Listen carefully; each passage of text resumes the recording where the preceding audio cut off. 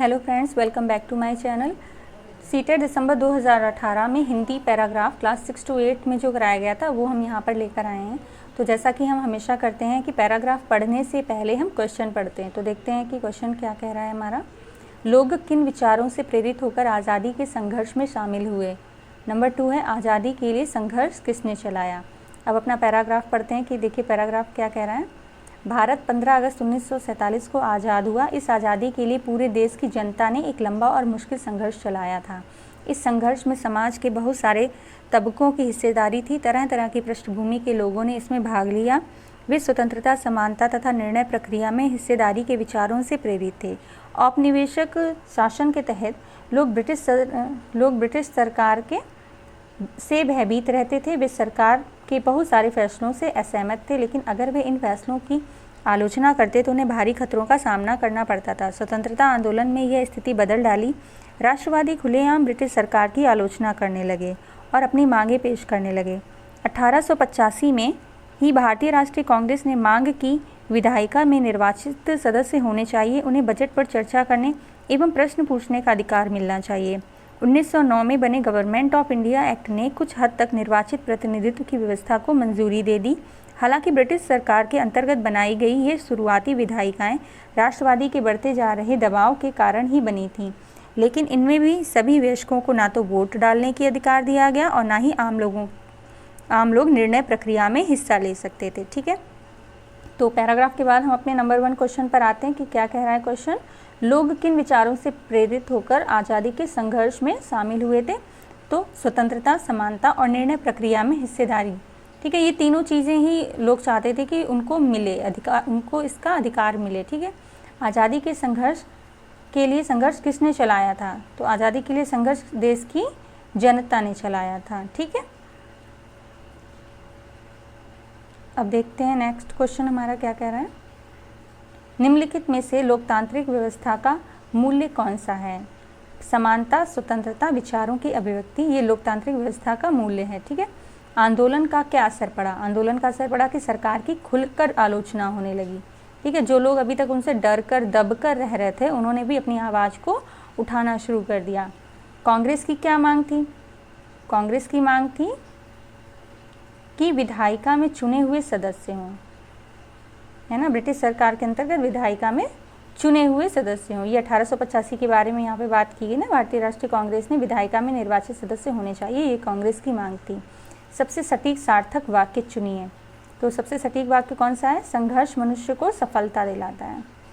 भाई उजाड़ता नहीं है संघर्ष, ना भटकाता है ना निखारता है। क्या करता है, अगर आप संघर्ष कर रहे हैं अपने एग्ज़ाम को क्वालिफाई करने के लिए तो आप उसमें सफल ज़रूर होंगे। ठीक है, तो संघर्ष मनुष्य को सफलता दिलाता है।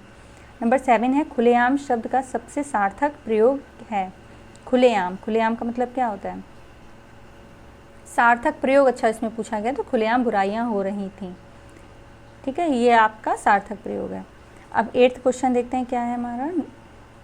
दबाव शब्द का प्रयोग कहाँ पर होगा। दबाव, चढ़ता दबाव गिरता गया, हवा का दबाव कम हो गया। भाई दबाव हवा का होगा ना, भीड़ भाड़ दबाव से था, सभी चुपचाप दबाव से थे, तो ऐसा नहीं है, हवा का दबाव कम हो गया। यहाँ पर सार्थक प्रयोग किया गया है। अब नेक्स्ट पैराग्राफ हमारा देखते हैं क्या है, पोइट्री का। तो इसके पैराग्राफ पढ़ने से पहले हम वही करेंगे, क्वेश्चन पढ़ लेंगे। संगीतकार के माध्यम से कवि किस प्रकार की व्यक्तियों की ओर संकेत करना चाह रहा है। संगीतकार के माध्यम से कवि किस प्रकार की व्यक्तियों की ओर संकेत करना चाह रहा है। और नंबर 10 है चट्टान जैसे भारी स्वर से आशय है। ठीक है, 2 भी पढ़ लीजिए तभी आपका है कि 2 क्वेश्चन हो जाएंगे, फिर आगे आप पढ़ सकते हैं। ठीक है, तो पैराग्राफ काफ़ी लेंथी है, जल्दी जल्दी पढ़ेंगे इसको। मुख्य गायक के चट्टान जैसे भारी स्वर का साथ देती वह आवाज़ सुंदर कमज़ोर कांपती हुई थी। वह मुख्य गायक का छोटा भाई है या उसका शिष्य या पैदल मुख्य गायक की गरज में वह अपनी गूंज मिलाता आया। प्राचीन काल से गायक अब अंतरे की जटिल तानों की जंगल में खो चुका होता है या अपने ही सरगम को लांघ कर चला जाता है। भटकता हुआ एक अनहद में तब संगतकार ही स्थायी को संभाले रहता है, जैसे समेटता हो मुख्य गायक का पीछे छूटा हुआ सामान, जैसे उसे याद दिलाता हो उसका बचपन, जैसे वह नौसिखिया था।